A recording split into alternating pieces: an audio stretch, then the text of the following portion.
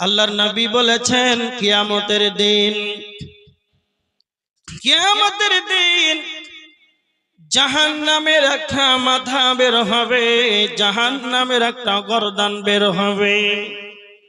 দ্বিতীয় নাম্বার, যখনই জাহান্নামের একটি মাথা বের হবে, যখন গর্দান বের হবে, তখন জাহান্নামের দুইটি চোখ থাকবে, জাহান্নামের যেন কর্ণ থাকবে, জাহান্নাম যেন কথা বলতে পারবে, জিহ্বা থাকবে, মুখ থাকবে।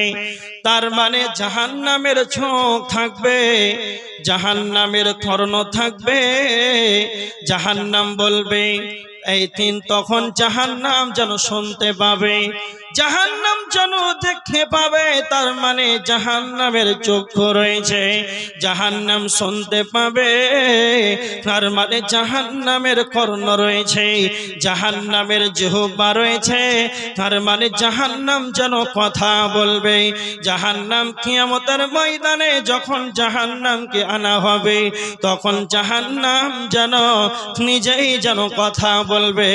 জাহান্নাম বলবে তিন শ্রেণীর মানুষদের জন্য আল্লাহ আমাকে যেন নিয়োজিত করেছেন।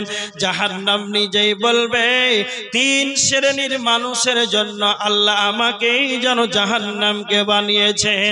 তখন সে নিজে নিজে বলবে কই কই কই সেই অহংকারীগুলো কই, সৈনাচারীগুলো কই, যারা দুনিয়ার বুকে যারা অহংকার করেছে, যারা গরিব মানুষকে দেখতে পারে নাই, যারা অহংকার করে চলেছে, যারা গরিব মানুষকে হেয় প্রতিপন্ন করে দিয়েছে, যারা গরিব মানুষকে দেখলে তাদের মনটা যেন মলিন হয়ে যায়, তারা যখন গরিব শ্রেণীর মানুষ দেখলে তাদের আত্ম অহংকার বেড়ে যায়। এক কথায় যারা দুনিয়ার বুকে চলাফেরা কালীন অহংকার করে চলবে, জাহান্নাম তখন বলবে যারা পৃথিবীর বুকে যারা অহংকার করত আমাকে দাও, আমি তাদেরকে নিষ্পেষণ বানিয়ে দেব। দুই নাম্বার বলবে যে আল্লাহর সঙ্গে কারা শরীক স্থাপন করেছে, যারা আল্লাহকে বাদ দিয়ে অন্যর কাছে মাথাটাকে নত করেছে, পাথরের কাছে নত করেছে, হাতে নিজের হাতে কাদা দিয়ে মাটি দিয়ে মূর্তিকে বানিয়েছে, মূর্তিকে রব বলে মেনে নিয়েছে। এক কথায় যারা আল্লাহর উপাসনা কীর্তন বাদ দিয়ে, যারা আল্লাহর ইবাদতকে বাদ দিয়ে যারা অন্যর কাছে দ্বারস্থ হয়েছে, তুমি তাদেরকে দেখিয়ে দাও, তাদেরকে দাও, আমি তাদেরকে নিষ্পেষণ বানিয়ে দেব। তিন নম্বর জাহান্নাম তখন বলবে যারা পৃথিবীর বুকে যারা মূর্তি আঁকত, যারা ছবি অঙ্কন করত, এই ছবি অঙ্কন করেনেওয়ালাদেরকে দাও, আমি জাহান্নাম তাদেরকে নিষ্পেষণ বানিয়ে দেব। একটা কথা মনে রাখবেন, জাহান্নাম যেন তিনটা কথা বলবে, যাও আমাকে এক নাম্বার অহংকারীগুলোকে দাও, ওই অহংকারীগুলো দাও, আমাকে দাও। দ্বিতীয় নাম্বার আল্লাহর ইবাদতকে বাদ দিয়ে অন্য কারো কাছে দ্বারস্থ হয়েছে, তার মানে যারা শিরকের মতন পাপ করেছে। তৃতীয় নাম্বার যারা ছবি অঙ্কন করেছে। এই তিন শ্রেণীর নাম ধরে জাহান্নাম যেন নিজে এসে কথা বলবে, দাও দাও, আমি তাদেরকে নিষ্পেষণ বানিয়ে দেব। তার মানে জাহান্নামের ইন্ধন হবে মানুষ, জাহান্নামে যাবে কে না তো মানুষ। সব চাইতে পৃথিবীর সর্বসেরা সৃষ্টির আশরাফুল মাখলুকাত, তার মানে জাহান্নামে যাবে। তবে কেন যাবে না তো যারা অহংকার করে চলবে, যারা দুনিয়াতে আল্লাহর ইবাদত করবে না, যারা শিরকের মতন গুনাহ করবে, যারা ছবি অঙ্কন করবে। আর মহিলাদের ভিতরে দুইটা কারণ নবীজি বলেছে তারা জাহান্নামে বেশি। কেন না তো তারা মানুষকে অভিশাপ করে, লানত করে এবং স্বামীর যেন অকৃতজ্ঞশীল হয়। এই পাঁচটা কারণে মানুষ জাহান্নামে চলে যাবে। খুব ভালো করে বুঝে, জাহান্নামে যাবে কেন? পাঁচটা কারণ আপনাদের সম্মুখে আলোচনা করলাম।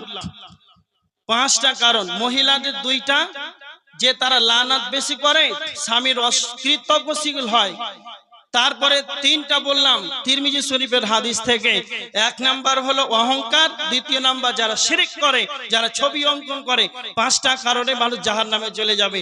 তবে কেন যাবে বুঝলেন? এবার দেখেন আল্লাহ সুবহানাহু ওয়া তাআলা আরেকটি কারণ আপনাদেরকে বলছি, দেখেন কারা জাহান্নামে যাবে। আল্লাহ বলেছেন লাহুম কুলুবুল লা ইয়াফকাহুনা বিহা, যাদের বিবেক আছে, বিবেক থাকার পর যেন বিবেচনা করে না। কর্ণ রয়েছে, চক্ষু রয়েছে, কর্ণ আছে, চক্ষু রয়েছে, তারপরে যেন তারা দেখে না, তারা যেন শ্রবণ করে না। তার মানে যাদের বিবেক আল্লাহ দিয়েছেন। এখন দেখেন কত সুন্দর কোরআন হাদিসের আলোচনা হবে। সম্বলপুর এলাকার মানুষ কত যেন কোরআন হাদিসের যেন প্রেমিক, নিজের অর্থকে ব্যয় করে আল্লাহর রাস্তায় যেন আল্লাহর কোরআনের আলোচনা হবে। এই জন্য লক্ষ টাকা খরচা করে যেন এখানে এত সুন্দর সভা আয়োজন করেছেন। আপনি বাজারে যান, কত সুন্দর মানুষ যেন যুবক যুবতী একে অপরে যেন ধাক্কা দিয়ে চলে। এদেরকে ভালো লাগে না, কোরআন হাদিসের যেন ভালো লাগে না। তার মানে তাদের বিবেক রয়েছে, কিন্তু দেখে বিবেক থাকে যেন তারা বিবেচনা করে না। একটা কথা মনে রাখবেন, আল্লাহ সুবহানাহু ওয়া তাআলা সূরা দাহরের 2 নম্বর আয়াতের ভিতরে আল্লাহ বলেছেন ইন্না খালাকনাল ইনসানা মিন নুতফা। আল্লাহ বলেছেন আমি মানুষকে সৃষ্টি করেছি শুকরাণু থেকে। আল্লাহ আমি তাদেরকে পরীক্ষা করব, নাবতালাইহি ফাজআলনাহু সামিআন বাসীরা। আল্লাহ বলেছেন আমি তাদেরকে শ্রবণ শক্তি দিয়েছি, দৃষ্টি শক্তি দিয়েছি। তার মানে শ্রবণ শক্তি যেন আল্লাহ খান দিয়েছে, দৃষ্টি শক্তি মানে হলো আল্লাহ চক্ষু দিয়েছে। একটা কথা মনে রাখবেন, তাফসীর ইবনে কাসির তিনি বলেছেন আল্লাহ মানুষকে বিবেক দিয়েছেন, যাদেরকে আল্লাহ চোখ দিয়েছেন, যাদেরকে আল্লাহ কর্ণ দিয়েছেন, এইগুলি হলো হিদায়াতের কারণ। বিবেক পাওয়ার পর, কর্ণ পাওয়ার পর, চক্ষু পাওয়ার পর, তারপরেও যদি তার রবকে যদি খুঁজে না পায়, তারপরেও যারা অস্বীকার করে, তারপরে আমার আল্লাহ বলেছেন ইন্না হাদাইনাহু সাবিলা। আমি আল্লাহ তাদেরকে চক্ষু দিলাম, বিবেক দিলাম, কর্ণ দিলাম, তাদেরকে যেন আমি পথ থেকে দেখিয়ে দিলাম। এরপরে আল্লাহ বলছেন সূরা বালাদের 10 নম্বর আয়াতের ভিতর আল্লাহ বলেছেন ওয়া হাদাইনাহুন নাজদাইন। আমি তাদেরকে 2টা পথ দেখিয়ে দিয়েছি, তাদেরকে 2টা রাস্তা দিয়েছে, ইম্মা শাকিরান ওয়া ইম্মা কাফুরা। এইগুলি পাওয়া তারা আমার শুকরিয়া আদায় করবে, আমার কৃতজ্ঞতাশীল হবে, না তারা অকৃতজ্ঞশীল হবে। তারা আমার শুকরিয়া আদায় করবে, না তারা কুফরি করবে, এটা ওদের ব্যাপার, তোমরা মনে রেখে দাও। আল্লাহ বলেছেন তারপরেও যদি তারা আল্লাহকে অস্বীকার করে, আল্লাহ সুবহানাহু ওয়া তাআলা সূরা মুলুকের 6 নম্বর আয়াতের ভিতর আল্লাহ বলেছেন ওয়ালিল্লাযিনা কাফারু বিরাব্বিহিম আযাবু জাহান্নাম। যারা আল্লাহকে অস্বীকার করবে তারা কাফের। এই কাফেরের জন্য আল্লাহ জাহান্নামকে নিয়োজিত করেছেন। আল্লাহ জাহান্নামকে অস্বীকারীদেরকে কঠিন আযাব দিবেন। আল্লাহ সুবহানাহু ওয়া তাআলা সূরা দাহরের 4 নম্বর আয়াতের ভিতর আল্লাহ বলেছেন ইন্না আ'তাদনা লিল কাফিরিনা সালাসিলা ওয়া আগলালা ওয়া সাইরা। আল্লাহ বলেছেন নিশ্চয় আমি জাহান্নামকে তৈরি করেছি, নিশ্চয় আমি জাহান্নামকে প্রস্তুত করে রেখেছি, সালাসিলা ওয়া আগলালা ওয়া সাইরা, শিকল এবং বেড়ি এবং জাহান্নামের কঠিন দানা আযাব আমি আল্লাহ কাফেরদের জন্য আমি প্রস্তুত করে রেখেছি। তার মানে যারা অস্বীকারী হবে, যারা বিবেক পাওয়ার পর, চক্ষু পাওয়ার পর, কর্ণ পাওয়ার পর যারাই আল্লাহকে অস্বীকার করবে, আল্লাহ তাদের জন্যই জাহান্নামকে তৈরি করেছে। এখানে একটা পয়েন্ট বললাম, আল্লাহ যাদেরকে বিবেক দিয়েছেন, চিন্তা ভাবনা করা, গবেষণা করার মতন, ভালো মন্দ বুঝার মতন জ্ঞান দিয়েছেন, কোনটা খারাপ কোনটা ভালো, জলসার মাহফিল ভালো না মেলা ভালো, আল্লাহ রাসূল সাল্লাল্লাহু আলাইহি ওয়াসাল্লাম বলেছেন, মুসলিম শরীফের 1414 নম্বর হাদিস, আহাব্বুল বিলাদ ইলাল্লাহি মাসাজিদুহা, আল্লাহর নিকটে সবচাইতে পছন্দনীয় জায়গা হলো মসজিদ, ওয়া আবগাদুল বিলাদ ইলাল্লাহি আসওয়াকুহা, আল্লাহর নিকটে সবচাইতে নোংরা জায়গা ওয়া পছন্দনীয় জায়গা হলো বাজার। এবার আপনি নিজেই বলেন, কিছু মানুষের বাজার পছন্দ হলো, সেখানে একবারে পা ফেলার জায়গা নাই, একে অপরের ধাক্কা লাগে, তারপরেও তাকে বাজারটা ভালো লাগছে, তার বিবেক আছে, বুঝার শক্তি আছে, বোধ শক্তি আছে, তারপরও মাহফিল আসতে চাই না। তার মানে এটাই আল্লাহ বলেছেন, তাদের সবকিছুই বিদাভেদ করার, ভালো মন্দ বুঝার ক্ষমতা থাকার পরেও তারা আল্লাহকে অস্বীকার করে চলবে, তাদের জন্য আল্লাহ জাহান্নামকে তৈয়ার করে প্রস্তুত করে রেখেছেন। তার মানে ওইদিকে 5টা কারণ বললাম, এইখানে একটা বললাম, হলো 6 পয়েন্টগুলো মনে রাখবেন। বিষয় হচ্ছে মানুষ জাহান্নামে যাবে, তবে কেন যাবে? তার মানে 6টা কারণে মানুষ জাহান্নামে যাবে। এবার দেখেন সূরা নাজিয়াতের ভিতরে আল্লাহ 2টা কারণ বলেছেন। আল্লাহ বলেছেন, যাদের ভিতরে 2টি ভালো গুণ থাকবে, আল্লাহ সূরা নাজিয়াতের ভিতরে জাহান্নামীদের জাহান্নাম যাওয়ার 2টি বদ গুণ বর্ণনা করেছেন। আল্লাহ বলেছেন, ফাআম্মা মান তাগা ওয়া আসারাল হায়াতাদ দুনিয়া, সূরা নাজিয়াতের ভিতরে আল্লাহ 2টি জাহান্নামীদের বদ গুণ তুলে ধরেছেন। 1 নাম্বার হলো যারা আল্লাহ দ্রোহী হবে, যারা সীমা লঙ্ঘনকারী হবে, যারা আল্লাহ যা সীমা রেখা দিয়েছেন, বর্ডার দিয়েছেন, সীমা রেখাকে অতিক্রম করে চলবে। 2 নাম্বার, ওয়া আসারাল হায়াতাদ দুনিয়া, দুনিয়ার জীবনকে বেশি বেশি করে অগ্রাধিকার দেবে। এখনো পৃথিবীর বুকে বর্তমান সমাজে এমনও মানুষ রয়েছে, এখনো মনে মনে ভাবে তারা দুনিয়া ছাড়া যেন কিছুই বুঝে না, দুনিয়া নিয়ে যেন তারা পাগল হয়ে আছে। মনে রাখবেন, এটা কোনোদিন বুদ্ধিমানের কাজ হতে পারে না। তার মানে বুদ্ধিমানের কাজ কি হবে?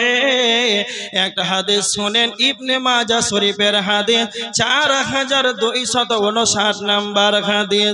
আল্লাহর নবীর কাছে এক সাহাবী, আনসারীদের এক সাহাবী নবীজির কাছে এসে বলছেন, আল্লাহর নবী আপনি বলেন সবচাইতে বুদ্ধিমান ব্যক্তিকে, সবচাইতে বুদ্ধিমান মুমিনকে?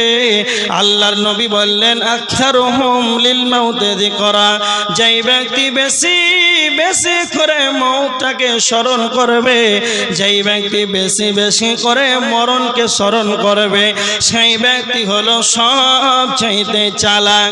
2 নাম্বার নবীজি বলেছিলেন, আনসারীদের ওই ব্যক্তিকে নবীজি বললেন, 2 নাম্বার, ওই ব্যক্তি সবচাইতে চালাক পৃথিবীর জীবনে বেঁচে থাকাকালীন, পৃথিবীর জীবদ্দশায় বেঁচে থাকাকালীন আখিরাতের জন্য আমলগুলোকে অগ্রিম রেডি করে দেবে। জিকির আজকারের মাধ্যমে, তাহাজ্জুদের মাধ্যমে, ইবাদতের মাধ্যমে, দান সদকার মাধ্যমে বেশি বেশি করে আমল করে পরকালের জন্য অগ্রিম সেটাকেই যেন জমা রাখবে, সেই ব্যক্তি হলো সবচাইতে চালাক। কার মানে সবচাইতে চালাকে না, তো যেই ব্যক্তি মরণকে বেশি বেশি করে ভাববে আর আখিরাতের জন্য আমলগুলোকে অগ্রিম পাঠিয়ে দেবে, সেই ব্যক্তি হলো সবচাইতে চালাক।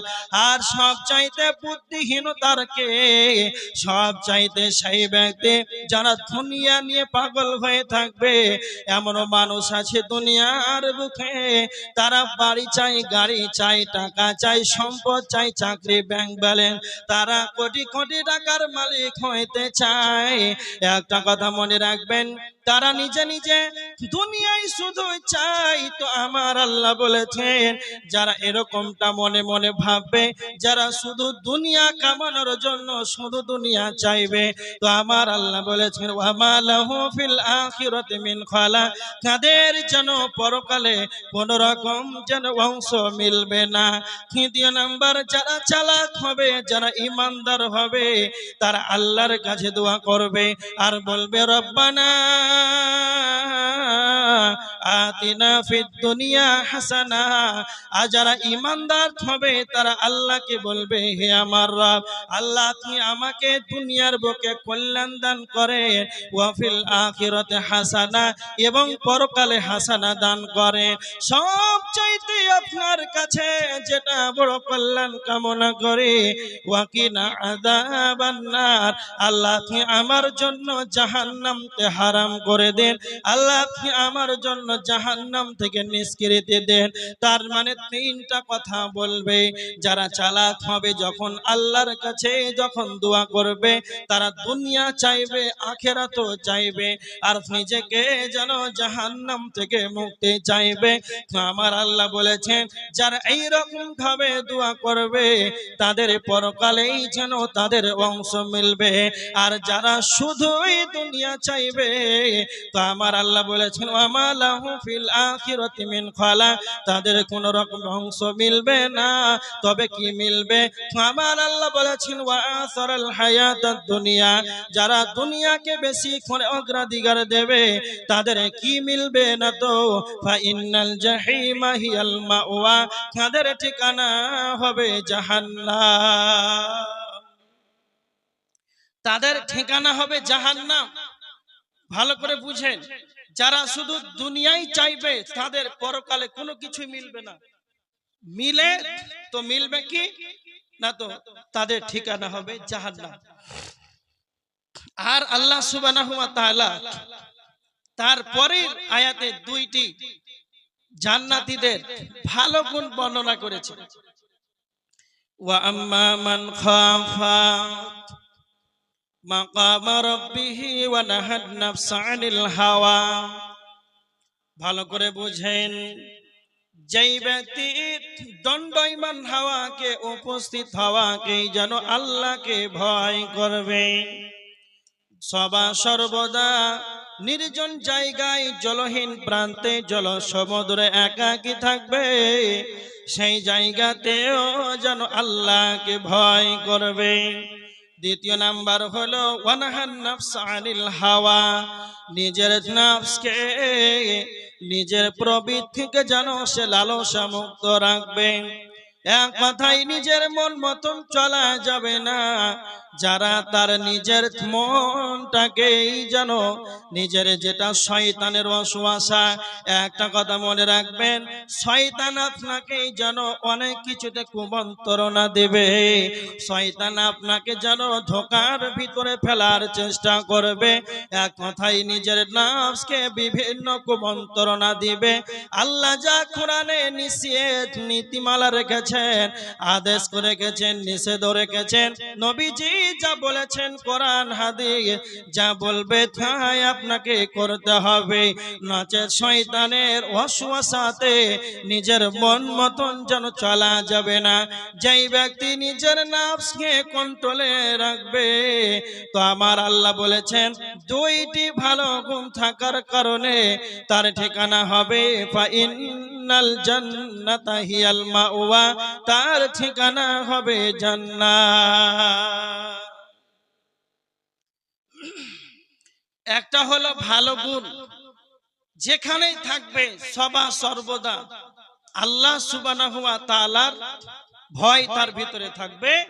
দ্বিতীয় নাম্বার, নিজের মন যেটাই চায়, জলসা হচ্ছে মন তো চাইবে, শয়তান তো আপনাকে কুমন্ত্রণায় খারাপ যে কোনো কাজ আপনাকে কুমন্ত্রণা দিতেই থাকবে।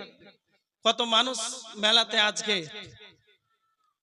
কৌতুক করে, হাস্যকর, নিজেকে মনে কি ভাবে আল্লাহ ভালো জানে, বাজারে অনর্থক রাস্তায় হেঁটে একে ওকে ধাক্কা মারে চলছে, কোনো তাকে দ্বিধা দ্বন্দ্ব লাগে না। শয়তানের যেটা মন তাকে কুমন্ত্রণা দেয় সেটা সে পালন করে, নিজের মনকে সে রক্ষা করতে পারে না। যারাই মনকে নিজের মন মতন চলবে ওরা জান্নাতে যাবে না, নিজের মন মতন চলা যাবে না, শয়তান তো আপনাকে ধোকার ভিতরে ফেলবে। এই জন্য যাদের ভালো দুইটা গুণ থাকবে তারা এই কারণে, এই দুইটা গুণের কারণে মানুষ জান্নাতে চলে যাবে। এবার দেখেন আরেকটা হাদিস, তিরমিজি শরীফের হাদিস 2004 নম্বর হাদিস। হযরতে আবু হুরায়রা রাদিয়াল্লাহু তাআলা আনহু, আল্লাহর নবীকে হযরতে আবু হুরায়রা রাদিয়াল্লাহু তাআলা আনহু প্রশ্ন করেছেন, আল্লাহর নবী আপনি বলেন, আন আকসারি মা ইদখিলুন নাসাল জান্নাহ, আপনি বলেন কোন কর্ম কোন কাজ কি এমন বস্তু রয়েছে সেই বস্তুটা বেশি মানুষকে যেন জান্নাতে নিয়ে যাবে। আল্লাহর নবী তখন তার উত্তরে তখন দুইটি কথা বললেন। এক নাম্বার বলেন তাকওয়াল্লাহ, দুই নাম্বার বললেন ওয়া হুসনুল খুলুক। এক নাম্বার হলো আল্লাহর ভয়, দ্বিতীয় নাম্বার হলো উত্তম চরিত্র। তার মানে আল্লাহর নবী প্রথমে তাকে আল্লাহর ভয়ের কথা বললেন, আগে সালাতের কথা বললেন না, সিয়ামের কথা বললেন না, হজের কথা বললেন না। তার মানে হযরত আবু হুরায়রা যখনই নবীজিকে বললেন, আল্লাহর নবী কি এমন করলে, এমন কি আমল করলে, এমন কোন বস্তু আছে সেটা মানুষকে বেশি জান্নাতে নিয়ে যাবে, নবীজি প্রথমে বললেন আল্লাহর ভয়। কেন কেন কেন? এই কারণে আল্লাহর ভয় এমন একটা বস্তু, যদি কালে আপনার আল্লাহর ভয় যদি দিলের ভিতরে থাকে, তাহলে আপনি মাঠে ঘাটে হাটে বাজার এয়ারপোর্ট স্টেশনে জলহীন প্রান্তে জল সমুদ্রে একাকী আছে, সেই জায়গাতে যেন কেউ নাই, আপনি নীরবতা অবলম্বন করেছেন, নিরিবিলি জায়গাতে যেন একাকী আছে, কোটি কোটি যেন সেই হাজার হাজার বিঘার মাঠে যেন আপনি একাকী রয়েছেন, সেই জায়গাতে যেন কেউ নাই, জলহীন প্রান্তে আছেন, জল সমুদ্রের ভিতরে রয়েছে, সেই জায়গাতেও যেন কেউ নাই। তো যখন আপনার ভিতরে আল্লাহর ভয়টা থাকবে, পৃথিবীর বুকে যতগুলো গুনাহের কাজ আছে, যতগুলো পাপের আঁকড়া রয়েছে, সমস্ত আপনি গুনাহ থেকে বাঁচতে পারবেন।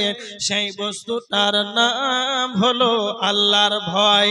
যখন আপনি গুনাহের কাজে লিপ্ত হবে, যদি আপনার আল্লাহর ভয় থাকে, তবে আপনাকে সেই গুনাহ থেকে যেন সরিয়ে দেবে। এবার দেখেন আল্লাহর নবী কি বলেছেন। আল্লাহর নবী বলেছেন, আল্লাহর ভয় এমন একটা বস্তু যদি কোনো মানুষের ভিতরে থাকে, আল্লাহর নবী বলেছেন লা ইয়ালিজুন নার রাজুলুন বাকা মিন খাশিয়াতিল্লাহ, ওই ব্যক্তি জাহান্নাম যাবে না, ওই ব্যক্তি জাহান্নাম স্পর্শ করবে না, ওই ব্যক্তি জাহান্নামে যাবে না যেই ব্যক্তি আল্লাহর ভয়ে কাঁদে, সেই ব্যক্তি আল্লাহর ভয়ে কেঁদে যেন চোখের পানিটা ফেলে দেয়, সেই ব্যক্তি যেন জাহান্নাম যাবে না। আল্লাহর নবী তখন বলেছেন, তারপরে বলেছেন হাত্তা ইয়াউদাল লাবানু ফি দার'i, আল্লাহর নবী বলেছেন যেমন করে গাভীর বাট থেকেই যেন গাভীর বাট থেকে দুধ দহন করা হয়, গাভীর বাট থেকে যেমন দুধ বের করা হয়, আবার ওই দুধটাকে যেমন দ্বিতীয়বার যদি আপনি ভিতরে ভরার চেষ্টা করেন, পুনরায় আবার ফেরানোর চেষ্টা করেন, যেমন গাভীর বাট থেকে দুধকে বের করার পর আবার যেমন ঢোকানো যেমন অসম্ভব, যারা আল্লাহর ভয়ে চোখের পানিটা কেটে দেবে এরা জাহান্নামে যাবে যেন এটাও অসম্ভব। তার মানে হযরত আবু হুরায়রাকে প্রথমে নবীজি বলেন, আবু হুরায়রা সব চাইতে বেশি মানুষকে জান্নাতে নিয়ে যায়, সেই বস্তুটার নাম হলো আল্লাহর ভয়। দ্বিতীয়বার নবীজি বললেন, আখলাক ওয়া হুসনুল খুলুক, সেটা হলো উত্তম চরিত্র। উত্তম আখলাক যার চরিত্র ভালো হবে, এই উত্তম আখলাকের কারণে এই বস্তুটা বেশি মানুষকে জান্নাতে নিয়ে যাবে। আল্লাহর নবী আল্লাহর ভয়ের কথা বললেন, তারপরে উত্তম আখলাক চরিত্রকে ধরলেন। তো মনে মনে ভাববেন, সালাতের কথা বললেন না, হজের কথা বললেন না, সিয়াম যে এমন একটা ইবাদত, পৃথিবীর বুকে আল্লাহ যতটা সন্তুষ্ট হয় সিয়াম পালনকারীর উপরে, সিয়াম এমন একটা ইবাদত আল্লাহ যতটা সন্তুষ্ট হয় অন্য কোন ইবাদতে না। তারপরে সিয়ামটাকে ধরলেন না, চরিত্রকে ধরলেন।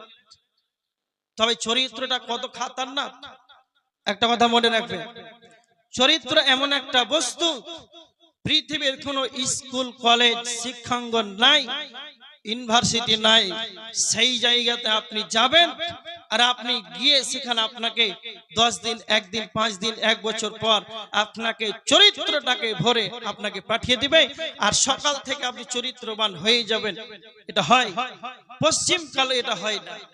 2, পৃথিবীর বুকে এমন কোন অ্যাপস নাই আপনাকে ডাউনলোড করে দিবে যে আপনার সকাল থেকে চরিত্র ভালো হয়ে যাবে। এর কোন অ্যাপস এখনো তৈরি হয়নি, পশ্চিম কালো তা হবে না।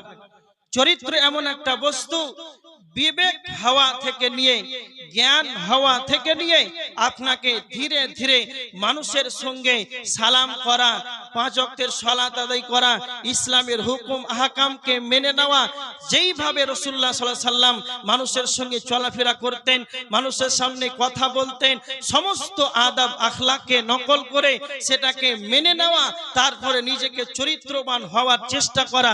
এইভাবে চরিত্র বানাতে বানাতে বানাতে 50-60 বছর পর্যন্ত আপনি চরিত্রটাকে বানালেন। এটা হচ্ছে চরিত্র। একটা কথা মনে রাখবেন, যেগুলো 10 চাকা 15 চাকা বড় বড় লরি আছে, সেই লরি এক একটা টায়ারে টিউবের ভিতরে 100 করে হাওয়াকে ধরে রাখে। তো এই টায়ারটাকে বানানোর জন্য 3 বছর 4 বছর 5 বছর ধরে গবেষকরা, বৈজ্ঞানিকরা চিন্তা ভাবনা করেছে 100 হাওয়াকে কি করে ধরে রাখা হয়, কি করে ধরে রাখা যায়। এই চিন্তা ভাবনা করে 5 বছরও যদি সময় লাগে একটা টায়ারকে বানিয়েছে, তারপরে টিউবকে বানিয়েছে 6 বছর, তারপরে চিন্তা ভাবনা করে টিউবের ভিতরে হাওয়াকে রাখলেন। এই হাওয়াকে রাখার জন্য 6 বছর ধরে চিন্তা ভাবনা চলছে, আর 100 হাওয়াকে ভরার পর এই হাওয়াটাকে বের করার জন্য, নষ্ট করার জন্য কয়টা লিক যথেষ্ট? কথা বলেন তো, কয়টা লিক যথেষ্ট? একটা। খুব সুন্দর উত্তর দিয়েছে। তার মানে এত কষ্ট করে 6 বছর মেহনত করে, খরচা করে, টাকা দিয়ে একটা টায়ার তৈরি করার পর, 6 বছর মেহনত করার পর এই হাওয়াকে নষ্ট করার, বের করার জন্য একটা লিক যথেষ্ট। তো এর অনুরূপ হচ্ছে চরিত্র। তার মতন আপনি একে জ্ঞান হওয়া থেকে নে, বিবেক হওয়া থেকে নে, আপনি চরিত্রটাকে বানাচ্ছেন, মানুষের সঙ্গে ভদ্র ব্যবহার করছেন। এই করে করে 60 বছর পর্যন্ত চরিত্রটা, আপনি চরিত্রবান হলেন, সমাজ আপনাকে ভালো বলে। শেষ বয়সে আপনি একটা মেয়ের সঙ্গে জেনা করে বাঁশের গাছে তলায় ধরা পড়ে গেলেন। এবার আপনি নিজের বিবেকে বলেন তো, যখন আপনি বাঁশের গাছের তলায় ধরা পড়লেন, সেই সময়টা একটা মিনিটের জন্য, সেই মিনিটটা, সেই দিনটার বদনাম হবে না আপনার সারা জীবনের বদনাম হবে? সারা জীবনটাকে আপনি তো লাইফটা আপনার মেনটেন করে চরিত্রবান হলেন, তারপরে আপনার শেষে একটা খারাপ চরিত্রের কারণে আপনার সারা জীবনের চরিত্রটাকে ধ্বংস করে দেয়। এই জন্য আল্লাহ রাসূল সাল্লাল্লাহু আলাইহি ওয়াসাল্লাম হযরতে আবু হুরায়রাকে বলেন, আবু হুরায়রা, সেই বস্তুটাই বেশি মানুষকে জান্নাতে নিয়ে যায়, সেটাই হচ্ছে উত্তম চরিত্র। একজন আনসারীদের এক ব্যক্তি আল্লাহ রাসূলের কাছে আসলো, ইবনে মাজাহ শরীফের 4259 নম্বর হাদিস। আনসারীদের ব্যক্তি এসে আল্লাহ রাসূলকে বলছেন, আল্লাহ রাসূল, ফাআইয়ুল মুমিনিন আফজাল, সবচাইতে উত্তম মুমিনকে? আল্লাহ রাসূল বলছেন, ওয়া হুসনুল খুলুক, উত্তম চরিত্র। যার চরিত্র ভালো, যার আখলাক ভালো, সেই ব্যক্তি হচ্ছে সবচাইতে উত্তম মুমিন। কেন বললেন? কেন বললেন? কত মানুষ আছে তাহাজ্জুদের সালাত আদায় করে, 5 ওয়াক্তের সালাত আদায় করে, আর ওর চরিত্রের কারণে ওর পরিবার বাড়িতে টিকতে পারে না। চরিত্রের কারণে মসজিদের মুসাল্লি দেখে যে বাবু এসে কি আসে, চরিত্রের কারণে গোটা গ্রামবাসী হয়রান আছে, চরিত্রের কারণে চায়ের দোকানে মানুষ বসে না। তো এইভাবে যদি আপনি ইবাদত করেন আর চরিত্র যদি আপনার খারাপ থাকে, আপনার দ্বারাতে পাড়া প্রতিবেশী যদি কষ্ট পায়, মসজিদের মুসাল্লি যদি কষ্ট পায়, তাহলে আপনার এই সালাত দিয়ে আবার কি হবে? এই জন্য আল্লাহ রাসূল সাল্লাল্লাহু আলাইহি সাল্লাম চরিত্রটা আগে ধরলেন যে চরিত্র ভালো করো, সবচাইতে উত্তম মুমিনকে না তো যার চরিত্র ভালো। তারপরে হযরত আবু হুরায়রা রাদিয়াল্লাহু তাআলা আনহু আল্লাহ নবীকে বললেন, আন আকথারি মা ইদখিলুন নাসান নার। আল্লাহর নবী আপনি বলেন কোন বস্তুটা বেশি বেশি কি মানুষকে জাহান্নামে নিয়ে যাবে? আল্লাহর নবী আবার দুইটা কথা বললেন। এক নাম্বার হলো আল ফাহম ওয়াল ফার, এক নাম্বার হলো মুখমণ্ডল জিহ্বা মুখমণ্ডল, দুই নাম্বার হলো লজ্জাস্থান। এই মুখমণ্ডলের কারণে জিহ্বার কারণে আর লজ্জাস্থানের কারণে যেন বেশি মানুষ জাহান্নামে চলে যাবে। আমার দিকে লক্ষ্য করেন, আল্লাহ সুবহানাহু ওয়া তাআলা এই মুখমণ্ডল দিয়েছেন, জিহ্বা দিয়েছেন। আল্লাহ আমাদেরকে যাদেরকে যেন কথা বলার ক্ষমতা দিয়েছেন, এই জবানকে যেন অপ্রয়োজনীয় অশ্লীল ভাষা ব্যবহার করবেন না, অহেতুক কথা বলবেন না, অপ্রয়োজনীয় যেন কথা বলবেন না। কেন কেন কেন? আল্লাহ সুবহানাহু ওয়া তাআলা সূরা কফের 17-18 নম্বর আয়াতের ভিতর আল্লাহ বলেছেন, ইয ইয়াতালাক্কাল মুতালাক্কিয়ানি আনিল ইয়ামিনি ওয়া আনিশ শিমালি কাঈদ মা ইয়ালফিযু মিন কাওলিন ইল্লা লাদাইহি রাকীবুন আতীদ। আল্লাহ সুবহানাহু ওয়া তাআলা প্রত্যেকটা মানুষের ডানে বামে দুইজন ফেরেশতা নিয়ে যে ধরে গেছেন, মা ইয়ালফিযু মিন কাওলিন ইল্লা লাদাইহি রাকীবুন আতীদ। আপনি যা মুখ থেকে উচ্চারণ করবেন, মুখ থেকে আপনি যা কথা বের করবেন, প্রত্যেকটা কথাকে লেখার জন্য দুইজন ফেরেশতা যেন আল্লাহ নিয়োজিত রেখেছেন। প্রত্যেকটা কথার কিয়ামতের ময়দানে জবাব দিতে হবে। এই কারণে যেন মুখে যেন কন্ট্রোল করা যাবে না, মুখে যেন অহেতুক কথা বলা যাবে না, প্রত্যেকটা কথার যেন তালিপিবদ্ধ হয়। একটা কথা মনে রাখবেন, পৃথিবীর বুকে এমন একটি জায়গা রয়েছে, আমাদের সমাজের ভিতরে এমন একটা জায়গা রয়েছে, সেই জায়গাতে সবচেয়ে মানুষ মুখটাকে অপ্রয়োজনীয় কথাই যেন ব্যবহার করে, মানুষ সেখানে যেন অহেতুক কথা বলে, মানুষের একে অপরে যেন গীবত করে, একে অপরে যেন মানুষের পরনিন্দা করে, পরচর্চা করে। সেই জায়গাটার নাম হলো চায়ের দোকান। যারা চায়ের দোকানে বেশি বেশি করে আড্ডা দেবে, যারা চায়ের দোকানকে বেশি অগ্রাধিকার দেবে, আমি এমন একটা এই বছর প্রত্যেকটা জালসাই যেন একটা কথা বলি, ভালো করে শুনে নেন। জাহান্নাম যাওয়ার সব চাইতে সহজ উপায় হলো, জাহান্নাম যাওয়ার সব চাইতে সহজ উপায় হলো চায়ের দোকান। যে যত চায়ের দোকানে বসবে তার জন্য জাহান্নাম যাওয়াটা যেন সহজ হয়ে যাবে। কেন কথাটা বললাম? এমন একটা কথা আপনাকে আর একটা দ্বিতীয় নাম্বার কথা বলতে চাই। স্টেট ব্যাংকে যেমন টাকা জমা করা হয়, পাঞ্জাব ব্যাংকে যেমন টাকা জমা করা হয়, অনুরূপ চায়ের দোকানটা এমন একটি জায়গা, সেটা হলো পাপ জমা করার একটি ব্যাংকিং ব্যবস্থা। যে যত চায়ের দোকানে বসবে, যে যত চায়ের দোকানে আড্ডা পেটবে, তার তত মানুষের পরনিন্দা করবে, একে অপরে খোঁজম করবে, মানুষের সমালোচনা করবে। এর যতটা খারাপ পাপ হবে, এই খারাপ পাপ জমা হতে হতে হতে আপনি এবার দেখে সকালে ফজরের সালাত আদায় করলেন, বাড়ি গেলেন না, চায়ের দোকানে সরাসরি বসে গেলেন, 6টার সময় এক কাপ চা খেলেন, বাড়ি গেলে যেন সকাল 9টার সময় এক কাপ চাওয়ার খাওয়ার জন্য 3 ঘন্টা মানুষের গীবত করলেন। এই রকম ভাবে যদি আপনি মাসে 33 কত হয়, এইভাবে যদি আপনি মাসে বছরে আপনার জীবন জীবনটাকে যদি চায়ের দোকানে অতিবাহিত করে দেন, তাহলে আপনার কতটা যেন পাপ জমা হবে। এই জন্য আপনাদেরকে একটা কথা বলতে চাই, চায়ের দোকানে প্রয়োজন আছে, প্রয়োজন সেরে তাড়াতাড়ি করে বাড়ি চলে যান, সেখানে অপ্রয়োজনীয় কথা বলা যাবে না। কেন কেন কেন?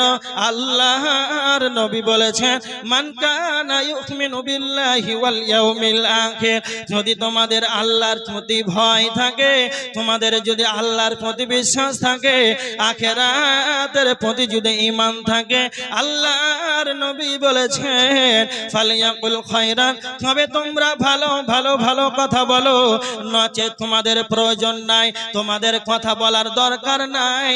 সেখানে আউলিয়া ইসমত, তোমরা যেন সেখানেও চুপ থেকে যাও, অপ্রয়োজনীয় ভাষা ব্যবহার করা যাবে না। কেননা আল্লাহর নবীকে যখন হযরত আবু হুরায়রা প্রশ্ন করলেন, আল্লাহর নবী এমন কোন বস্তু রয়েছে সেই বস্তুটা বেশি মানুষকে জাহান্নামে নিয়ে যায়, তার মানে নবীজি প্রথমে তুলে ধরলেন সেটাই হলো মুখ। মুখ যদি বেকন্ট্রোল হয়ে যায়, জবান যদি বেকন্ট্রোল হয়ে যায়, তাহলে এই কারণে বেশি মানুষ জাহান্নামে চলে যাবে। দ্বিতীয় নাম্বার হলো লজ্জা স্থান। লজ্জা স্থান এমন একটি অঙ্গ, এর দ্বারাতে মানুষের যেন বিভিন্ন পাপে লিপ্ত হয়। আল্লাহ সুবহানাহু ওয়া তাআলা কোরআনের ভিতরে আল্লাহ ঈমানদারকে বলেছেন, হে মুমিন সকল, হে ঈমানদারগণ, তোমরা তোমাদের লজ্জা স্থানের হেফাজত করো, তোমরা তোমাদের লজ্জা স্থানের জয়নঙ্গর হেফাজত করো। তার মানে আল্লাহ লজ্জা স্থানে হেফাজতের কথা বলেছেন। আর একটা হাদিস শোনেন, আল্লাহর নবী বলেছেন, কেউ যদি মুখমণ্ডল 2 নাম্বার লজ্জা স্থানের কেউ যদি হেফাজত করে নাই, কেউ যদি জিম্মেদারি নিয়ে নাই, তাহলে নবীজি বলেছেন, আমি নবী মুহাম্মদ তার জন্য জান্নাতের গ্যারান্টি নিয়ে নিলাম। কত বড় কথা বলেছে! শুনতে আপনাকে যত ছোটই লাগুক, কথাটা কত ওজন আছে, কতটা চিন্তা ভাবনা করার দরকার আছে, একবার ভাবেন তো। যে আল্লাহ রাসূল সাল্লাল্লাহু আলাইহি ওয়াসাল্লাম বললেন যে কেউ যদি তার মুখ লজ্জা স্থানের যদি কেউ জিম্মেদারি নাই, তাহলে আল্লাহ রাসূল বলেছেন আমি তার জন্য জান্নাতের গ্যারান্টি নিলাম। কত বড় কথা! এটাকে সামান্য মনে করিয়েন না। তাহলে এইখানে তিরমিজির হাদিস থেকে 2টা পয়েন্ট পাওয়া গেল। মানুষই জাহান্নামে যাবে, তবে কেন যাবে? তার মুখের কারণে, লজ্জা স্থানের কারণে মানুষ জাহান্নামে চলে যাবে। এবার দেখেন একটা হাদিস, বুখারী শরীফের হাদিস 1386 নম্বর হাদিস। সামুরা ইবনে জুনদুব রাদিয়াল্লাহু তাআলা আনহু, ফজরের হযরতে সামুরা ইবনে জুনদুব রাদিয়াল্লাহু তাআলা আনহু হাদিসটি বর্ণনা করছেন যে আল্লাহ রাসূল সাল্লাল্লাহু আলাইহি ওয়াসাল্লাম ফজরের সালাত আদায় করালেন, তারপর আমাদের দিকে মুখ ফিরিয়ে বসলেন। আমাদের ইমাম সাহেব মুখ ফিরিয়ে বসে তো, অনুরূপ আল্লাহ রাসূল সাল্লাল্লাহু আলাইহি ওয়াসাল্লাম মুখ ফিরে বসার পর সাহাবীদেরকে জিজ্ঞাসা করছেন, সাহাবীরা তোমরা কি কেউ কোনো স্বপ্ন দেখেছো? তখন সাহাবীরা বলছেন, না আল্লাহ রাসূল কোনো স্বপ্ন দেখিনি। আল্লাহ রাসূল স্বপ্ন দেখেনি। আবার সাহাবীরা আল্লাহ রাসূলকে প্রশ্ন করছেন, আল্লাহর নবী আজকে রাতে কি আপনি কোনো স্বপ্ন দেখেছেন? তখন আল্লাহ রাসূল সাল্লাল্লাহু আলাইহি ওয়াসাল্লাম বলছেন, হ্যাঁ আজকের একটা স্বপ্ন দেখেছি। সাহাবীরা বলছেন, আল্লাহ নবী কি স্বপ্ন দেখেছেন একবার বলুন। তখন আল্লাহ রাসূল সাল্লাল্লাহু আলাইহি ওয়াসাল্লাম সাহাবীদেরকে বলছেন, সাহাবীরা তোমরা শুনে রেখে দাও, 2 জন ব্যক্তি আমার কাছে আসলো, আসার পর যেন আমাকে অপর দিকে নিয়ে গেল। যেতে যেতে যেতে অনেকটা দূর চলে গেলাম, দেখতে পেলাম এক ব্যক্তি যেন চিত হয়ে শুয়ে আছে, আর অপরজন যেন তাকে তার মাথায় পাথর মেরে মেরে মেরে যেন তার মাথাটাকে চৌচির করেছে। সঙ্গে সঙ্গে তখন নবীজি বললেন, জিবরাইল তুমি বলো এদেরকে কেন এই ধরনের শাস্তি দেওয়া হচ্ছে? তখন জিবরাইল বলেন, ইয়া রাসূলুল্লাহ, আল্লাহর নবী আপনাকে পরে বলা হবে, আপনি সামনে বাড়ুন। তো নবীজি বলছেন, আমি যেন আরো দূর চলে গেলাম, অনেকটা দূর অগ্রসর হলাম। যেতে যেতে যেতে অনেকটা দূর যখন অগ্রসর হয়ে গেলাম, দেখে পেলাম একটা তন্দুর চুলহার মতো, তন্দুর আখার মতো, ওপরটা যেন সংকীর্ণ হয়ে আছে আর ভিতরটা যেন প্রশস্ত রয়েছে।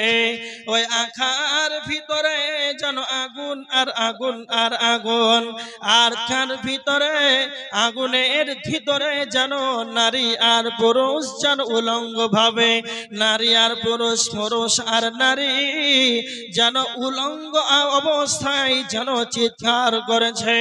তখন নবীজি তখন জিজ্ঞাসা করলেন, জিবরাইল তুমি বলো এদেরকে কেন এই ধরনের শাস্তি দেওয়া হয়েছে?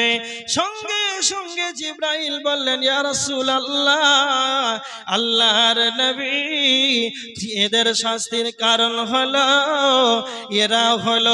এদের শাস্তির কারণ হলো পৃথিবীর বুকে এরা হলো জিনাখোর, এরা দুনিয়ার ঢুকে জিনা করেছে। তারপরে নবীজি বললেন, জিবরাইল বলেন, ইয়া রাসূলুল্লাহ আপনি আরো সামনে বাড়ুন, আরো দেখতে পাবেন। তো নবীজি বললেন, সাহাবীদেরকে বলছেন, আমি যেন আরো দূরে অগ্রসর হলাম। তো যেতে যেতে দেখতে পেলাম একটা পচা দুর্গন্ধময় যুক্ত রক্তের নদী, আর সেই রক্তের নদীতে যেন মানুষ সাঁতার কাটছে। সাঁতার কাটতে কাটতে কাটতে এই যখন নদীর তীরে আসার চেষ্টা করে, তখন নদীর তীরে যখন আসার চেষ্টা করে, তখন যেন তাদের মাথায় পাথর মেরে মেরে মেরে তাদেরকে যেন আবার পুনরায় তাদেরকে ফিরিয়ে দেওয়া হয়েছে। নবীজি বলেন, জিবরাইল এদেরকে কেন এই ধরনের শাস্তি দেওয়া হয়েছে?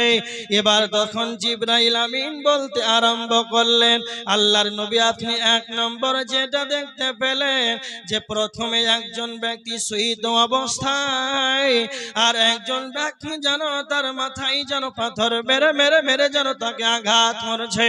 এর শাস্তির কারণ হলো এই ব্যক্তি দুনিয়ার বুকে কোরআন তেলাওয়াত করতে শিক্ষা করেছিল, কোরআন তেলাওয়াত করতে জানতো, তারপর যেন তারা কোরআন তেলাওয়াত করে নাই, কোরআন অনুযায়ী যেন তারা জীবন যাপন করে নাই। তার মানে যারাই কোরআন পড়তে জানে, যারা কোরআন শিক্ষা গ্রহণ করেছেন, আমার সম্মুখে যারা বসে আছেন, মা বোনেরা যারা আছেন, যারা আলেম ওলামা আছেন, তাদের কথা বাদ দিলাম, তারা সহ আলেম ওলামা যারা আছেন, যারাই সাধারণ পাবলিক, যারাই কোরআন শিক্ষা গ্রহণ করেছেন, তাদেরকে যেন প্রতিনিয়ত যেন কোরআন তেলাওয়াত করতে হবে। একটা কথা মনে রাখবেন, আমাদের সমাজের ভিতরে এমন অবস্থা হয়ে আছে, মানুষ শুধু রমজান মাসেই যেন বেশি করে কোরআন তেলাওয়াত করে, আবার যখন রমজান শেষ হয়ে যায়, আবার তখন আলমারিতে যেন সুকেসে সাজিয়ে রেখে দেয়, আবার বছর আসবে তখন যেন কোরআন তেলাওয়াত করবে, তখন দেখবেন এক আঙ্গুল পরিমাণ যেন কোরআনে ধুলা পড়ে আছে। এই যেরকম চরিত্র স্বভাব যেন না হয়। যদি কালে আপনি বাৎসরিক ইমানদার হন, যে আমি যেন রমজান মাস আসলেই যেন কোরআন তেলাওয়াত করব, একটা কথা মনে রাখবেন, যে মুহররমুল হারাম, হারামের মাস রয়েছে, একটা হলো রজব মাস, তার ভিতরে সবচাইতে সম্মানিত মাস 12টি মাসের ভিতরে সেটা হলো রমজান মাস, আর মর্যাদা সম্পূর্ণ মাস 4টা হারামের মাস রয়েছে, তার ভিতরে একটা হলো রজব মাস। মানুষ রজব মাসে বেশি বেশি করে ইবাদত করত, কোরআন তেলাওয়াত করত, শাবান মাসটাকে যেন মানুষ যেন অত গুরুত্ব দিত না। আল্লাহর নবী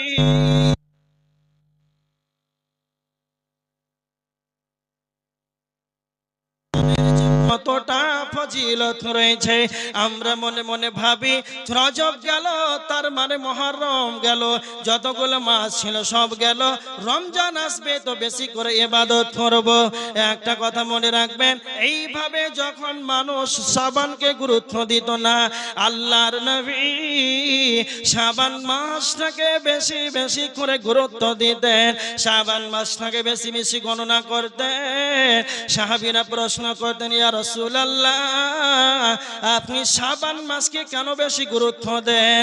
শাবান মাসকে কেন আপনি এত বেশি সিয়াম পালন করেন? তখন আল্লাহর নবী বলেছিলেন, রজব আর রমজান, রজব আর রমজান, রজব আর রমজানের মধ্যবর্তী একটি মাস আছে, সেই মাসটির নাম হলো শাবান মাস। মানুষ শাবানকে যেন ইবাদতে যেন গাফেল থাকে, মানুষ মনে মনে ভাবে যে রমজান আসবেই তো যেন আমি রমজানে বেশি ইবাদত করব। এই কারণে বিশ্ব নবী নবী মুহাম্মদুর রাসূলুল্লাহ সাল্লাল্লাহু আলাইহি ওয়াসাল্লাম শাবান মাসটাকে যেন বেশি বেশি করে গুরুত্ব দিতেন। এবার আপনাকে আমি কেন এতটি কথা বললাম?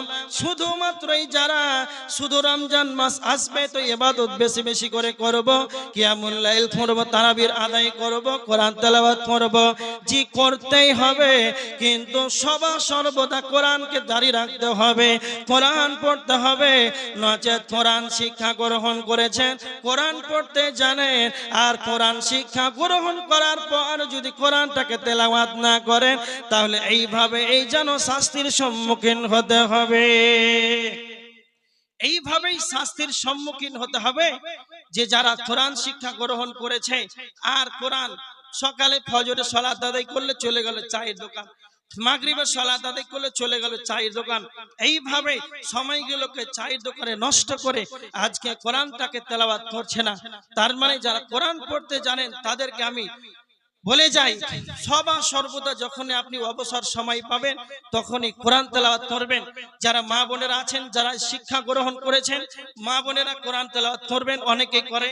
সবাই এটা মনে রাখতে হবে, প্রত্যেকটা মাস রমজান মাস বলে নয়, যতদিন আপনার আল্লাহর শ্বাস রেখেছেন, হায়াত রেখেছেন, ততদিন আপনাকে জ্ঞান থাকাকালীন অবসর সময় পাবেন, কোরআন তেলাওয়াত করবেন। এবার দেখেন, জিব্রাইল তখন বলছেন, ইয়া রাসূলুল্লাহ, 2 নাম্বার আপনি দেখতে পেলেন তন্দুর চুলহার মতো, ওপরটা যেন সংকীর্ণতা রয়েছে, ভিতরটা যেন প্রশস্ত রয়েছে। এই ধরনের শাস্তি আগুনের ভিতরে পুরুষ আর নারী যেন চিৎকার করেছে। এর কারণটা হলো, এরা হলো ব্যভিচার কারণেওয়ালা, ব্যভিচার কারণেওয়ালি পুরুষ এবং মহিলা, মহিলা এবং পুরুষ উভয় জেনা করার কারণে তাদেরকে আগুনের ভিতরে উলঙ্গ করে ফেলা হয়েছে। 3 নাম্বার নবীজিকে বললেন, জিব্রাইল আল্লাহর নবীকে বললেন, ইয়া রাসূলুল্লাহ, আপনি যেটা দেখতে পেলেন পচা দুর্গন্ধময় যুক্ত রক্তের নদী, সেই রক্তের নদীতে যেন মানুষ সাঁতার কাটছে, সেখানে যেন গন্ধের কারণে টিকা যাচ্ছে না। এরা হলো সেই সুদখোর, যারাই সুদ দেবে, যারাই সুদ খাবে, সুদ দেনেওয়ালা, সুদ খানেওয়ালা, সুদ দেনেওয়ালা, সুদ খানেওয়ালা উভয়কে আল্লাহ জাহান্নামে সেই রক্তের নদীতে ফেলে দেবে। যারা সুদ খাবে তাদেরকে এইরকম পচা দুর্গন্ধময় যুক্ত রক্তের নদীতে তাদেরকে ফেলে দেওয়া হবে। কেমন? সুদের কতটা গুনাহ, 1 টাকা যদি কেউ সুদ খায় তাহলে তার কতটা গুনাহ, এর 70টি স্তর রয়েছে। তার নিম্ন স্তর হচ্ছে মায়ের সঙ্গে জেনা করা, সমতুল্য গুনাহ। তার মানে এখনকার মানুষ, বর্তমান অনেক মানুষ সুদখোর, সুদ খায়, অট্টালিকা করেছে, বাড়ি গাড়ি টাইলস মার্বেল লাগিয়ে, এসি লাগিয়ে, খুব সুন্দর বাড়ি, ভালো কথা। ওকে যদি আবার বলা হয় সুদখোর, ওই সুদখোরের বাড়ি এটা, সে খুশি হয়, সে মনটা আরো তার প্রফুল্ল চিত্রে হয়ে উঠে যে আমি সুদখোর মানে ধনত্বশালী ব্যক্তি। কিন্তু ওই হারামখোর জানে না, সুদ খাওয়ার সবচাইতে নিম্ন যেটা পাপ 70টি ভাগের ভিতরে, সেটা হচ্ছে মায়ের সঙ্গে জেনা করা। তাকে যদি বলা হয় জেনাখোর, তাহলে তার মাথায় ব্যথা হবে। যদি সুদখোর বলেন তো অত ব্যথা হবে। বুঝতে পারছেন? এখন বর্তমান সিচুয়েশন, পুরুষ সুদ খাচ্ছে, মহিলাদের ভিতরে অভাব নাই, বন্ধন লোন, কত রকম লোন যে বাড়ি বাড়ি দিচ্ছে, প্রত্যেকটা মুসলিমকে সুদের ভিতরে জড়িত, এইভাবে ধ্বংসের দিকে ঠেলে দিচ্ছে। ভাবতে পারছেন? নিজে সুদ খাচ্ছেন, ব্যাংকে টাকা লেনদেন করছেন, কিছুই বুঝতে পারছেন না, ভাবছেন টাকা আমার। এইভাবে 1 টাকা 2 টাকা 5 টাকা করে যদি আপনি টাকাটা নেন, আপনার কত টাকা সুদ হয়? আল্লাহ যেন আমাদেরকে এরকম জঘন্য পাপ থেকে আমাদেরকে দূরে রাখো, আল্লাহুম্মা আমিন। এবার দেখেন, আলোচনা করছিলাম যে মানুষ জাহান্নামে যাবে, তবে কেন যাবে? কেন যাবে? তাহলে এইরকম পাপ, যারা কোরআন শিক্ষা গ্রহণ করেছে আমল করে না, তেলাওয়াত করে না। দুই, জেনাখোর, যারা ব্যভিচার করে পুরুষ এবং মহিলা। তো মহিলা এবং পুরুষ ব্যভিচার করে না তো মানুষ। সুদ কে খায়? গরু খায়, ছাগল খায় না মানুষে খায়? তো সুদ খায়, মানুষ খায়। তবে জাহান্নামে যাবে গরু ছাগল যাবে না মানুষ যাবে? তার মানে ভাবছেন যে আশরাফুল মাখলুকাত, সৃষ্টির সেরা এত সুন্দর মানুষ জাহান্নামে যাবে? কেন যাবে? মুখের কারণে জাহান্নামে যাবে, লজ্জা স্থানের কারণে জাহান্নাম যাবে, সুদ খাওয়ার কারণে যাবে, ব্যভিচার করার কারণে যাবে। কারণগুলো শুধু আপনাদেরকে বলছি, খুব ভালো করে শুনুন। এবার দেখেন, আল্লাহ সুবহানাহু ওয়া তাআলা সূরা হুমাযার ভিতরে দুইটা কারণ বর্ণনা করেছেন। আল্লাহ বলেছেন, বিসমিল্লাহির রহমানির রহিম, ওয়াইলুল লিকুল্লি হুমাযাতিল লুমাযা আল্লাযী জামা'a মালান ওয়া আদ্দাদা। আল্লাহ সুবহানাহু ওয়া তাআলা দুইটি বদগুণ জাহান্নামীদের এখানে তুলে ধরেছেন, যাদের ভিতরে এই দুইটি খারাপ বদগুণ থাকবে রে, তাদেরকেই যেন জাহান্নামে যেতে হবে। এক নাম্বার হলো ওয়াইলুল লিকুল্লি হুমাযাতিল লুমাযা, যারা মানুষের সামনে অপমান করে, যারা মানুষের পিছনে যেন তারা বদনাম করে, সামনে মানুষকে অপমান করে দেয় আর পিছনে যেন মানুষের গীবত করে, যেন পরনিন্দা পরচর্চা করে। কেমন? আমি আব্দুল কাইয়্যুম আপনাদের সম্বলপুর তাবলিগি সভায় 2 ঘন্টা ধরে আলোচনা করলাম। তো আমার আলোচনার মাধ্যমে কি ভুল হলো? তো যার ভুল হবে তাকেই না বলতে হবে। তো আপনি কি করলেন? আব্দুল কাইয়্যুমের ভুল হয়েছে, আব্দুল কাইয়্যুম যেন জানলো না, সারা সম্বলপুর গ্রাম মহারাজনগর যেন পুকুরিয়া থানা যেন জেনে গেল। এটা কোনোদিন মুমিনের বৈশিষ্ট্য হতে পারে না। আবু দাউদ শরীফের হাদিস, আল্লাহর নবী বলেছেন, আবু দাউদ শরীফের 4918 নম্বর হাদিস, আল মুমিনু মিরআতুল মুমিন, এক মুমিন অপর মুমিনের জন্য আয়না স্বরূপ। যখন আপনি আয়নার নিকটে যাবেন, তো আপনার মুখে কি দাগ আছে, কোথায় কি আছে, না তো আয়না আপনাকেই যেন বলে দেবে, অন্য কাউকে নাই। তো ঈমানদারের বৈশিষ্ট্য হবে, আপনার ভাইয়ের কি ভুল হয়েছে, আপনার ভাইকে আপনি বলবেন তার ভুল সংশোধনের জন্য। তা আমাদের সমাজের ভিতরে হলো কি, মানুষ যে কি করলো, কি ভুল করলো, মানুষের দোষ ত্রুটি যেন উদ্ঘাটন করে, মানুষের অনুপস্থিত ব্যক্তির গীবত করে, সমালোচনা করে, গীবতের মতন পাপ করে। আল্লাহ বলেছেন, যারা মানুষের অনুপস্থিত ব্যক্তির যারা গীবত করবে, গীবতের মতন খারাপ গুনাহ যারা জঘন্য পাপ করবে। 2 নাম্বার আল্লাহ বলেছেন, আল্লাযী জামা মালান ওয়া আদ্দাদা, যারা মালকে জমা করে করে গুনে গুনে রাখবে, যারা মালকে জমা করে করে অ্যাকাউন্টে সাজিয়ে রাখবে, আর ময়া হবে, তার মন হবে, ইয়াহসাবু আন্না মালাহু আখলাদা, তার সে মনে মনে ভাববে মাল আমার চিরকালের সঙ্গে হবে, মাল আমার চিরকালের যেন সঙ্গে হবে। এইভাবে আশা আকাঙ্ক্ষা নিয়ে যেন পড়ে থাকবে। একটা কথা মনে রাখবে, আপনি যে নিজের সম্পদকে, নিজের মালকে নিজে মনে মনে ভাবছেন যে মাল আমার চিরকালের সঙ্গে হবে, কোনদিন কি এটা ভেবেছেন আমি একদিন যেন দুনিয়াতে এসেছিলাম, অবস্থা ছিল নাঙ্গা, একটা কাপড়, একটা রুমাল, একটা টাকাও যেন পৃথিবীর বুকে আনতে পারি নাই। যখন আমার আব্বাকে কবরে রেখে দিলাম, আমার আত্মীয় স্বজনকে কবরে রেখে দিলাম, আমার দাদু 100 বিঘার জমির মালিক ছিল, একটা টাকা কবরে নিয়ে যেতে পারলো না। আমার দাদুকে, আমার আব্বাকে যেন সাদা কাফন পরে কবরে শহীদ করে দিলাম। তারপরে কেন আমি নিজের মালকে গুনে গুনে গুনে সাজিয়ে রাখছি।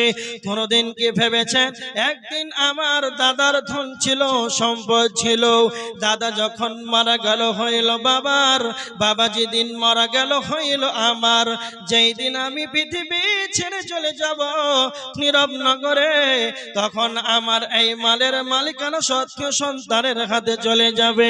তবে কেন মনে মনে নিজের মালটাকে ভাবছেন, ইয়াহসাবু আন্না মালাহু আখলাদা, মাল আমার চিরকালের সঙ্গে হবে। এই রকম যদি আপনার অভ্যস্ত হন, এই রকম যদি আপনার বদগুণ যদি থাকে, তার মানে আল্লাহ বলেছেন যারা মানুষকে সামনে অপমান করবে, যারা মানুষের পিছনে গীবত করবে, যারা মালকে জমা করে করে গুনে গুনে রাখবে, এই রকম পাপের কারণে আল্লাহ বলেছেন তোমরা মনে রেখে দাও, তোমরা মনে মনে ভাবো মাল আমার চিরকালের সঙ্গে হবে। কাল্লা, কখনো নয়, কখনো নয়, লা ইউমবাদান্না ফিল হুতামা, মনে রেখে দাও অচিরেই তোমাদেরকে হুতামা নামক জাহান্নামে নিক্ষেপ করা হবে। আল্লাহ নবীকে বলছেন, হে নবী, ওয়া মা আদরাকা মাল হুতামা, আপনি কি জানেন হুতামা নামক জাহান্নাম থেকে? সেটা হলো নারুল্লাহিল মুকাদা, সেটা হলো আল্লাহ সুবহানাহু ওয়া তাআলার প্রজ্বলিত আগুন। তার মানে দুনিয়ার আগুন এটা নয়, স্বয়ং নারুল্লাহিল মুকাদা, সেটা হলো আল্লাহর প্রজ্বলিত আগুন। দুনিয়ার আগুন, আল্লাহর জ্বালানি আগুনের মধ্যে পার্থক্য রয়েছে। বিশ্বনবী, আল্লাহর নবী বলেছেন দুনিয়ার আগুনের চাইতে, দুনিয়ার আগুনের চাইতে জাহান্নামের আগুনের 70 গুণ বেশি তেজ রয়েছে। কেমন কেমন কেমন, যেটা আপনি নিজে জ্বালানি আগুন যেটা জ্বালাচ্ছেন, এটা আপনার আমার জ্বালানি আগুন। এইখানে স্টেজের সামনে এইখানে কাঠ দিয়ে, কয়লা দিয়ে, পেট্রোল ডিজেল কেরোসিন দিয়ে আপনার আমার এই এখন একটা আগুনকে তৈরি করেন, এটা হলো আমার আপনার জ্বালানি আগুন। আর এই জ্বালানি আগুনের ভিতরে যদি একটা মানুষকে ফেলে দেন, তবে তার চামড়া পড়বে, আস্তে আস্তে তার যেন মাংসটা পড়ে যাবে, কার পরে ভিতরে যাবে।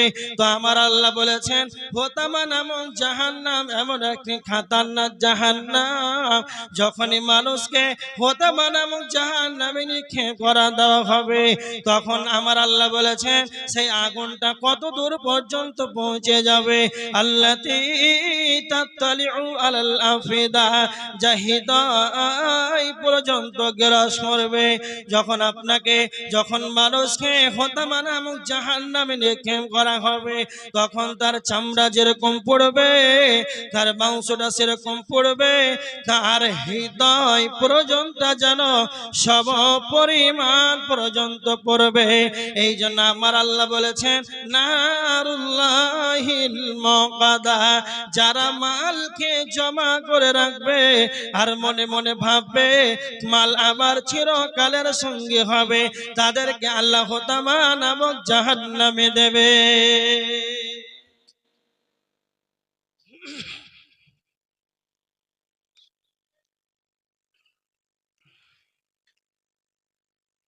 যারা মালকে জমা করে করে গুনে গুনে রাখবে, মানুষের গীবত করবে, এরকম জঘন্য পাপে যারা লিপ্ত, তাদেরকে হুতামা নামক জাহান্নামে নিক্ষেপ করা হবে।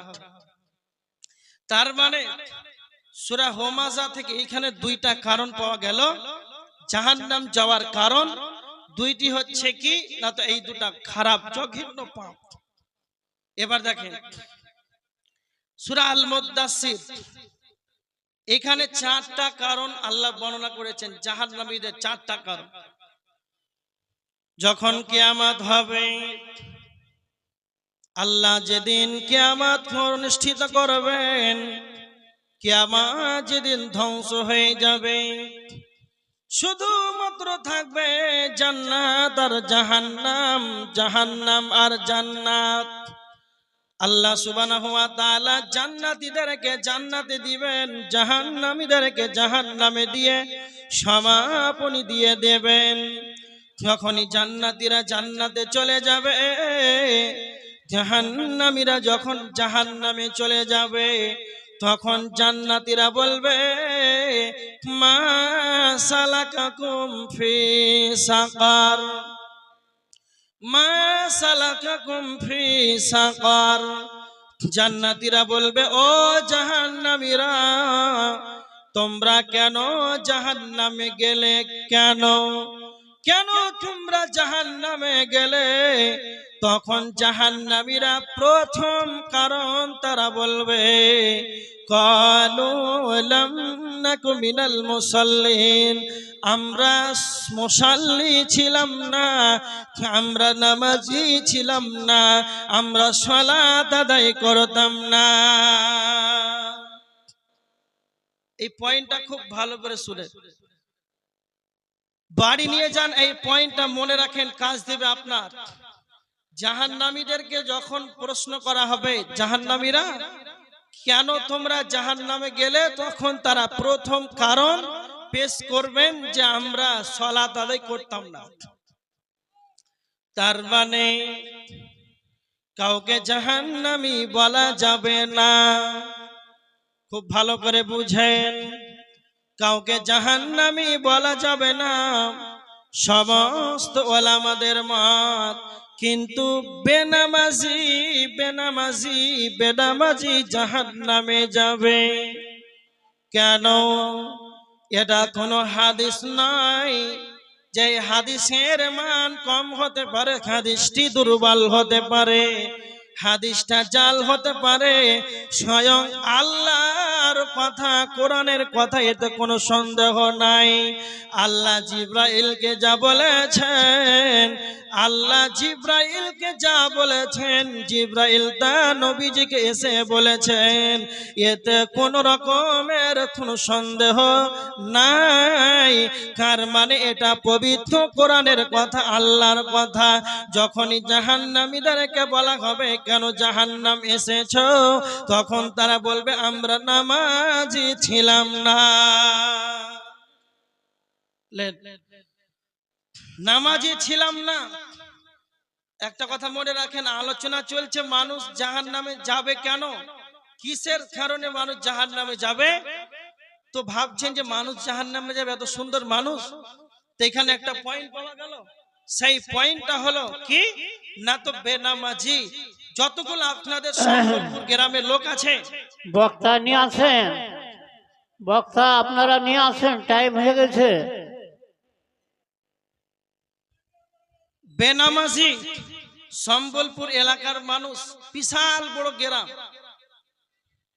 অনেক বড় গ্রাম, কয়েকটা ওয়াক্তিয়া মসজিদ আছে, জুমার মসজিদ আছে। হিসাব করেন তো ফজরের সালাতে প্রত্যেকটা ওয়াক্তিয়া মসজিদ যেগুলো আছে, ইমাম সাহেব 4 জন কিংবা 3 জন 5 জন করে পিছানো মুসাল্লি, তো কত হবে? 5টা যদি ওয়াক্তিয়া মসজিদ থাকে, 5 5 25। আর আপনাদের জুমা মসজিদে কত হবে? না তো এক কাতার 30টাই ধরেন, দিয়ে হলো 45 50 জন ধরেন। আর লোক সংখ্যা কত? না তো ভোটের দিন ভোট হয়ে গেছে 1500 পার। ছোটগুলো তো বাদ দিলাম, যাদের 18 বছরের ঊর্ধ্বে ভোট সংখ্যা কত? না তো ভোট 1500 পার হয়ে গেছে।